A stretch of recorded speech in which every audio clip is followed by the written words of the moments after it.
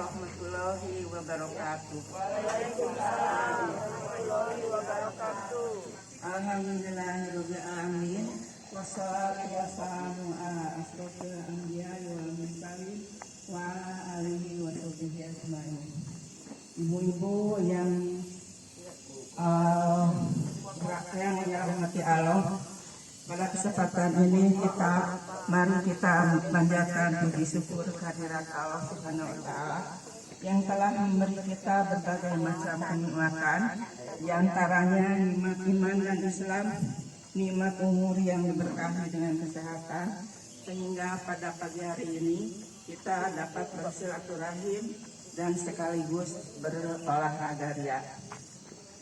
Sholawat serta salam semoga selalu tercurah kepada junjungan kita Nabi Muhammad Sallallahu Alaihi Wasallam beserta keluarganya, para sahabatnya, dan para pengikutnya yang mudah-mudahan termasuk kita di dalamnya sampai akhirul zaman.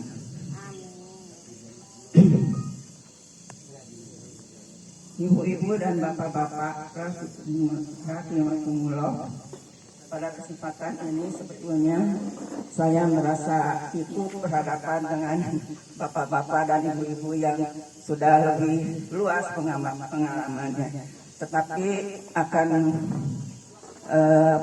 mencoba menjelaskan karena ditugaskan oleh Bapak Ketua. Ibu-ibu dan bapak-bapak rahimakumullah, pada kesempatan ini saya ingin menyampaikan tema yang berjudul bersyukur menjadi umat Islam. Khususnya di Indonesia, negara yang kita cintai ini, yang penduduknya 90% memeluk agama Islam atau mayoritas beragama Islam, dan nuansa Islam terasa di negara Indonesia. Alhamdulillah. Tetapi masih banyak umat Islam yang menganggap biasa-biasa saja, apalagi Islam yang sejak lahir. Padahal kalau kita kaji dan renungkan, menjadi umat Islam luar biasa nikmatnya. Kita harus bersyukur dan bangga. Dalam surat Al-Baqarah 132, Allah berfirman, "Wasobiha Ibrahimu banihi wa Yaqub. Ya baniya innallaha astafa lakum ladina fala tamutunna illa wa antum muslimun." Artinya, dan Ibrahim telah mewasiatkan agama ini pada anak-anaknya, begitu pula Yakub. Hei anak-anakku, sesungguhnya Allah telah memilih agama Islam ini untuk kalian. Maka dari itu janganlah kalian mati kecuali dalam memeluk agama Islam. Dalam surat Al-Imran ayat 85, ayat Allah berfirman, "Wa may yabtaghi ghairal islami dinam fala yuqbala min wa huwa fil akhirati minal khasirin." Artinya, maka barang siapa yang mencari agama selain agama Islam tidak akan diterima, dan kelak di akhirat dia pasti menjadi orang yang merugi.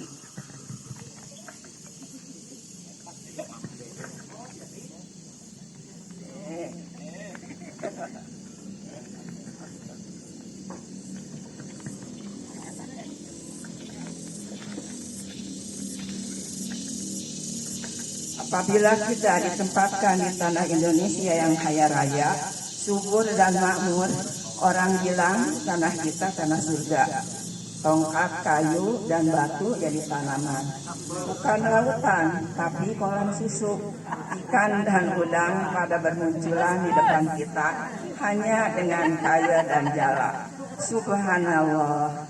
Dalam surat Ali Imran, dalam surat Ar-Rahman, Allah berfirman, "Fa bi ayyi ala'i rabbikuma tukadziban." Artinya, lalu mana lagi karunia Tuhanmu yang hendak kamu dustakan? Sampai 31 kali. Ini menunjukkan rasa kasih sayang Allah Subhanahu wa taala kepada umatnya sampai peringatkan berulang-ulang. Juga diturunkan Al-Quran sebagai pedoman hidup. Allah berfirman dalam surat Al-Baqarah, "Dzalikal kitabul la raiba fihi hudal lil muttaqin." Artinya, kitab Al-Quran ini tidak ada keraguan di dalamnya, sebagai petunjuk bagi orang-orang yang bertakwa.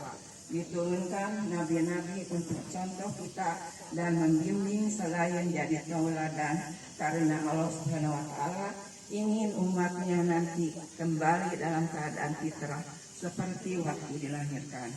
Ditunjang dengan keadaan alam Indonesia yang penduduknya mayoritas Islam, karena kalau kita dengar berita luar negeri di mana penduduknya yang minoritas Islam, di negara Myanmar dan Filipina, umat Islam diperlakukan secara tidak adil.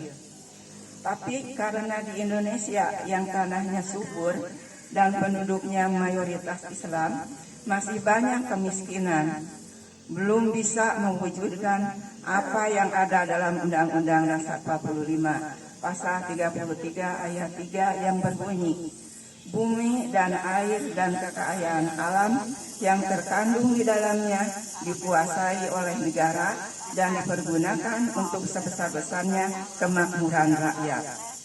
Pasal 34 yang berbunyi, "Fakir miskin dan anak-anak yang terlantar dipelihara oleh negara."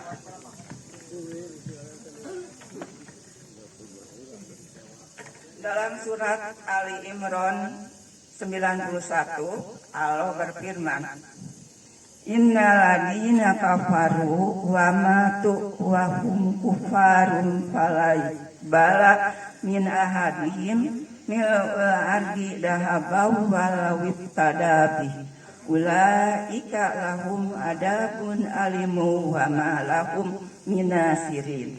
Artinya, sesungguhnya orang-orang kafir kemudian mati dalam kekafirannya sama sekali tidak akan diterima walaupun menebusnya dengan emas sepenuh bumi.